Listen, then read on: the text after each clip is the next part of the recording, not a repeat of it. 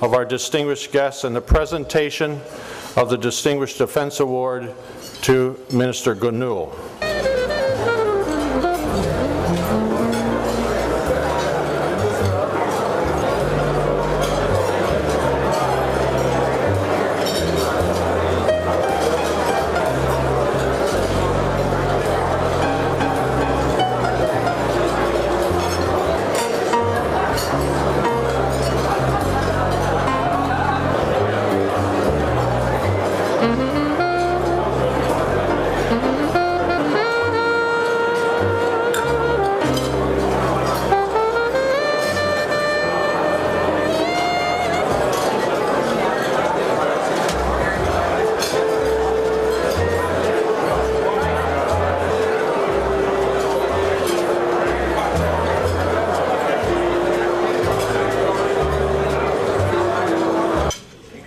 Finally pulls his hand from that hole, it will remain.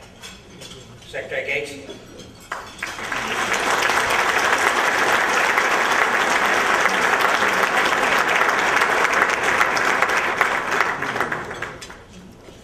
And I do intend to pull my hand from that hole.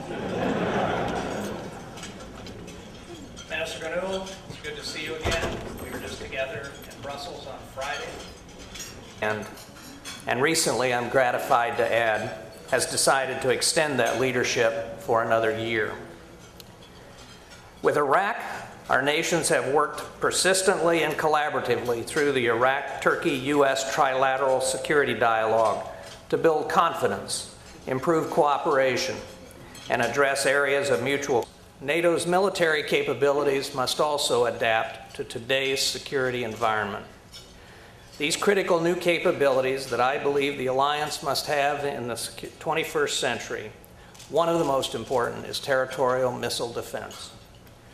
2.5 years ago in Bucharest, NATO's heads of state and government recognized the need for an alliance-wide response to the threat of ballistic missiles in the hands of those who might seek to intimidate or harm any or all of the member states of NATO. We resolved then to develop options that could extend coverage to all European allied territory and populations, a resolution echoed at subsequent high-level meetings. In response, the United States has strongly recommended that NATO adopt our phased adaptive approach as its own.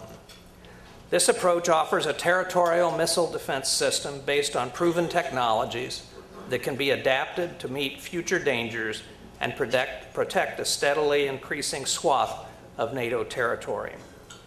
As the threat from ballistic missiles grows, so will the scope and effectiveness of NATO's defenses against them.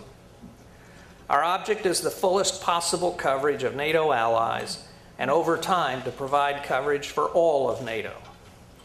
In the first phase of this approach, to be completed by next year, we will deploy proven sea-based SM-3 interceptor missiles, defensive weapons that are growing in capability, to those areas where the threat is greatest. The second phase, which will become operational around 2015, will involve placing upgraded ground-based SM-3s in Romania as well as at sea, expanding the defended area. Phases 3 and 4 will deploy even more advanced interceptors, including a second land-based interceptor site in Poland. Overall, this approach provides the alliance with a great deal of flexibility to protect against the range of threats posed by ballistic missiles, and to adapt as new threats develop and old ones recede. Territorial missile defense offers NATO a unique defensive capability and an opportunity to ensure the future credibility of Article 5 and to uphold the principle of the indivisibility of Allied security. Under the NATO umbrella, Allied nations could participate with systems of their own and would collaborate in developing rules of engagement and other key decisions that implement missile defense. The phased adaptive approach has been thoroughly studied. It is effective, it is affordable, and it can be fielded quickly. The U.S. has engaged Turkey in political and military dialogue on its potential technical and operational contributions should NATO adopt this approach.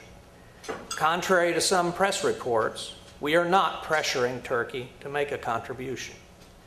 but we do look to Turkey to support NATO's adoption at the Lisbon summit of a territorial missile defense capability. Territorial missile defense is a critical role for the alliance as it adapts to the 21st century security environment. And the U.S. strongly believes the phased adaptive approach is the best route to acquiring that capability. It is my hope that at Lisbon, all of the NATO allies will lend their support toward achieving this end, for their own security, for the security of the alliance, and for the security of the alliance that we have so steadfastly supported these 60-plus years. I would like to close by returning to an old Turkish proverb that we should keep in mind as our two nations face together a variety of common challenges in the years ahead. That saying is, a wise man remembers his friends at all times, a fool only when he has need of them. The United States and Turkey have wisely remembered our friendship during times of agreement and disagreement, and it is incumbent for us to continue to do so. There is too much at stake not to do so, for our prosperity, for our security, and for the credibility of our alliance. Thank you.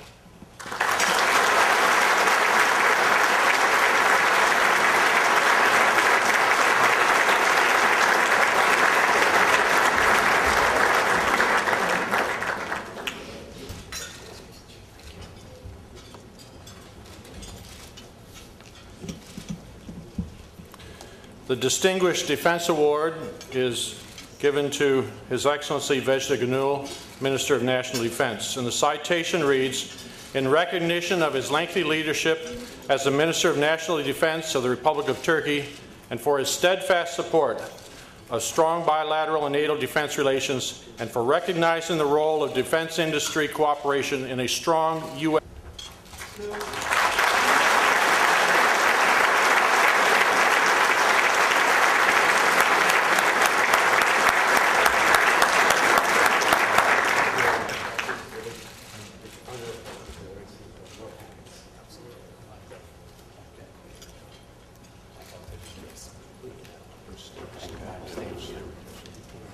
As an industry member, we appreciate all you've done for our country and also for the industry. Thank you.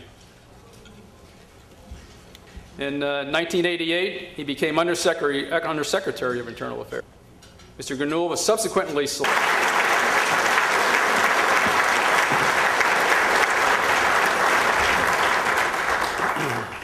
served as governor of Ankara for 2 years and governor of Izmir for 4 years. I would like to touch upon the missile defense issue, which has been touched upon by my colleague, Secretary Gate. We welcome the phased adaptive approach of the U.S. as a valuable contribution to the alliance security, which in our view should be developed within the NATO context. Based on the principle of indivisibility of allied security and NATO solidarity, we are of the opinion that the aim of the possible NATO missile defense system should remain as the protection of allied territories, populations, and forces against the full range of ballistic missile threat. In 1999, he was also elected as a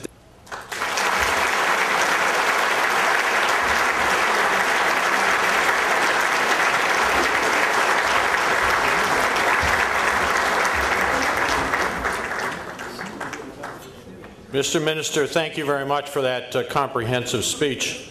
As the citation for the Distinguished Defense Award recognizes, it's through your leadership, Mr. Minister, that we have strengthened our defense industry cooperation, we have strengthened the alliance collective defense efforts, and we have strengthened U.S.-Turkey relationships. Thank you. And now, afiyet olsun.